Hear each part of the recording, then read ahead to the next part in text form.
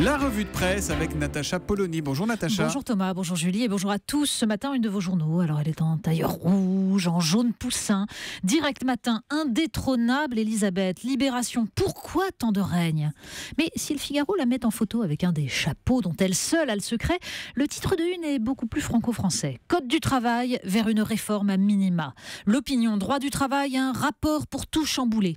Et puis, le Canard enchaîné se montre un brin ironique sur la grande annonce du président de la République. Contre Daesh, la France assure 5% des bombardements en Irak et demain en Syrie. Pour Obama, Hollande joue trop les petites frappes. On commence avec ce rapport Combrexel et ce débat sur le code du travail. Oui, alors sans surprise, l'Opinion et le Figaro applaudissent à cette belle conjonction de rapports expliquant qu'il est temps de réformer un code du travail dont on nous rappelle la lourdeur. Le poids du code et le choc des chiffres. Dans l'Opinion, Rémi Godot pose la question. La France fonctionne-t-elle mieux avec un stock normatif de 10 500 lois quand l'Allemagne n'en compte que 1728 ? Libération, de son côté, décrypte cette étonnante pluie de discours réformateurs et d'avis d'experts, puisqu'il y avait eu également Robert Badinter et puis d'autres. Pas forcément une grande opération de manipulation venue de l'Élysée, mais tout de même, comme ça tombe bien. Intoxication par le MEDEF, comme le pense le secrétaire général de l'UNSA, accompagnement d'un mouvement européen beaucoup plus général, comme le pense Jean-Claude Mailly, secrétaire général de FO. L'avantage du rapport Combrexel est reconnu par l'IB comme par l'Opinion. Un numéro d'équilibriste qui devrait permettre à l'exécutif d'apparaître comme modéré. Surtout, ne fâcher personne. Les migrants, dont on le disait, un 200 roulent vers la France à l'heure qu'il est. Oui, les migrants que la France et l'Europe s'apprêtent à accueillir, trouveront-ils du travail? C'est la question que se posent nombre de maires, relayés notamment par Le Parisien. Mais le journal donne surtout la parole à Moed Altrad, entrepreneur français originaire de Syrie. Et ces mots sont d'une franchise déconcertante, voire brutale. L'ouverture des portes choisie par l'Allemagne, ce n'est pas une solution, tranche-t-il. Ça va encourager l'intégralité des Syriens à venir. Les entreprises peuvent aider financièrement, ajoute-t-il, mais elles ont leurs propres problèmes économiques et les Syriens ne sont pas adaptés à nos sociétés. J'ai embauché une petite Syrienne, explique-t-il, qui est en doctorat de littérature à Montpellier, car pour avoir ses papiers, elle avait besoin d'un job.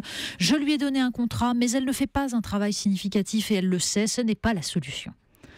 Alors, comment agir face à une population soumise au massacre et hostile à ses gouvernants?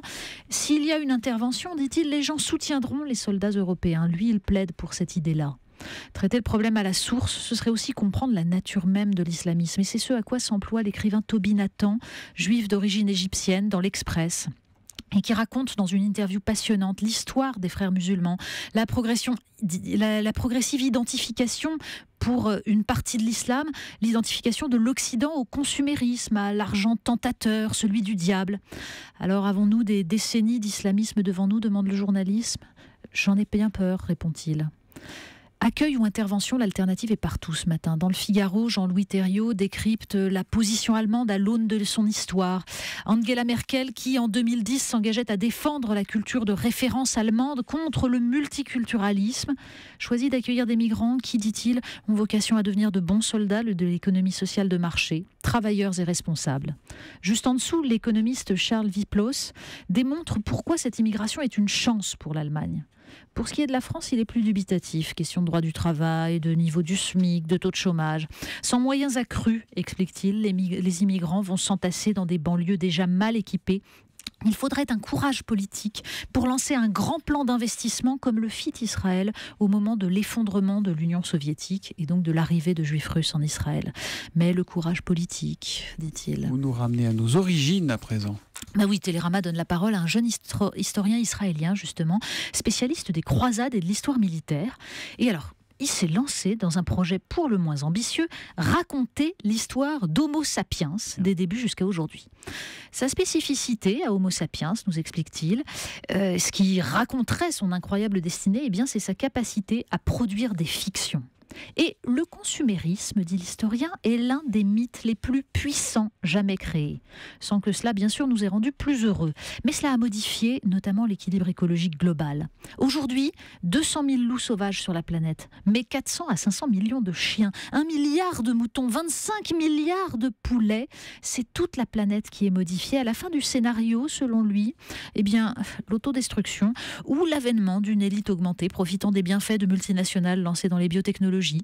Et puis derrière, la masse des pauvres, des inutiles, des sans-emploi. Et des enfants qui s'inquiètent, qui ont peur de l'avenir. Natacha. Oui, alors ça, c'est pas étonnant. Quand on lit évidemment ce qu'écrit cet historien, le Parisien nous raconte que selon un sondage du Secours catholique, 60% des 8-14 ans craignent un jour de devenir pauvres.